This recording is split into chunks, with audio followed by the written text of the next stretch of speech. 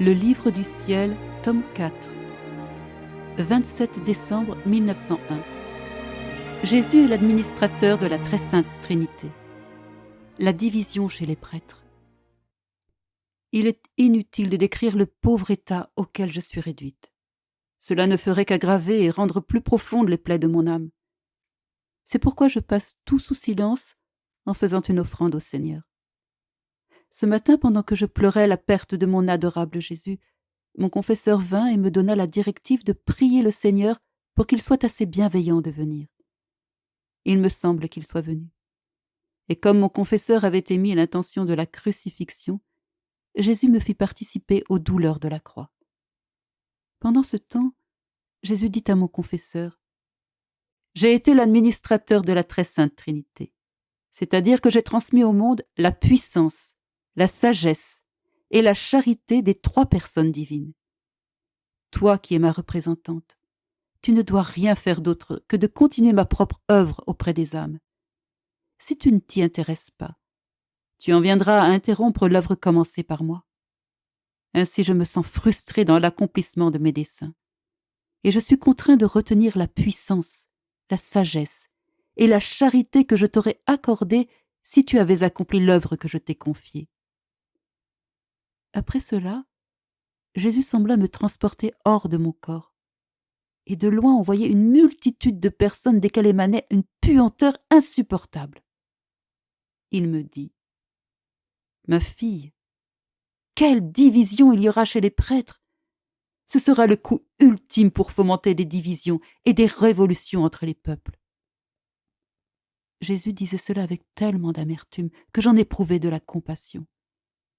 Ensuite, en pensant à mon état, je lui dis : « Dis-moi, mon Seigneur, veux-tu que je me fasse donner l'ordre par mon confesseur de cesser de demeurer dans cet état ?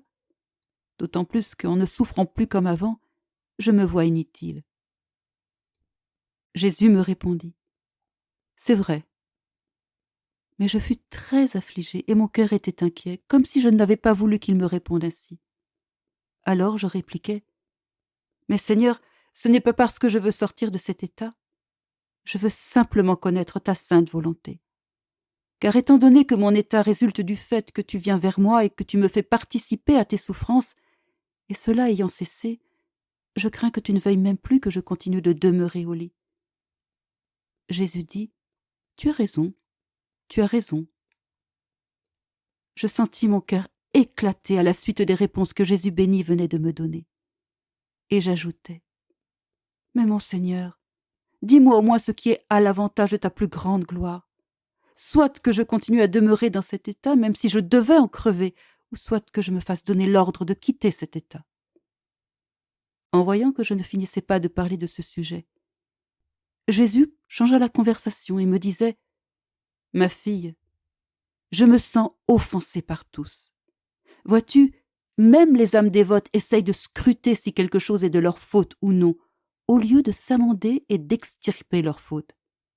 N'est-ce pas déjà un signe qu'il n'y a ni souffrance ni amour ? Car la souffrance et l'amour sont deux onguents très efficaces qui, appliqués à l'âme, la guérissent parfaitement, l'un corroborant avec l'autre et la fortifiant énormément. » Mais je pensais à ma pauvre situation, et je voulais lui en parler de nouveau pour connaître clairement la volonté du Seigneur. Mais Jésus disparut. Quant à moi, en réintégrant mon corps, j'étais toute confuse sur ce que je devais faire. Alors, pour être sûre, j'exposai tout à l'obéissance, laquelle veut que je continue de demeurer dans cet état. Que la volonté du Seigneur soit faite, toujours.